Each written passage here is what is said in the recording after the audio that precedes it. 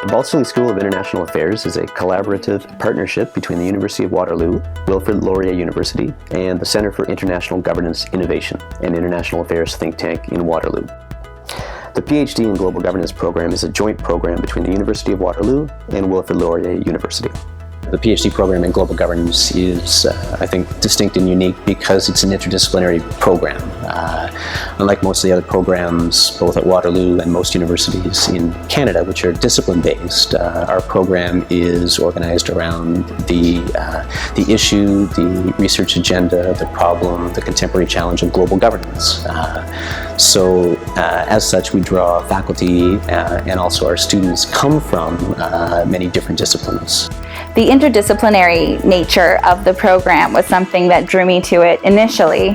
And when I started to look over the courses that we would take, as well as the structure, that it included both coursework as well as a dissertation, as well as an internship or co-op experience, it just seemed to be the most well-rounded, full package kind of program. You have non-state actors, non-governmental organizations, international organizations, all kind of cooperating and working together in tackling these larger complex issues that states can't necessarily do themselves. And I think it's really important to consider all of that when we look at policy making in the future. The MA program is actually quite small. There's about 17 of us, and our class sizes range from 8 people to 17 people. So you have kind of different experiences in both classes. You have small classes where it's very discussion-based, where you're very engaged, and classes where you get to sit back and listen to people present and talk about their research more. I think another very important feature of our program is that we offer an internship. And these internships provide students with excellent training in issues of global governance. The internships are offered sometimes locally, regionally, as well as internationally.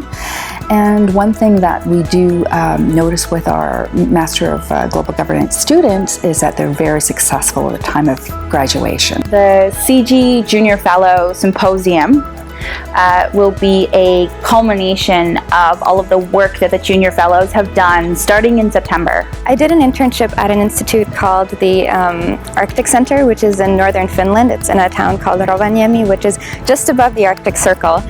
So my interest is in Arctic governance, and it was the perfect institute because it kind of combined anthropological research with scientific research, as well as environmental law and indigenous research. And I kind of got to do my master's field research there.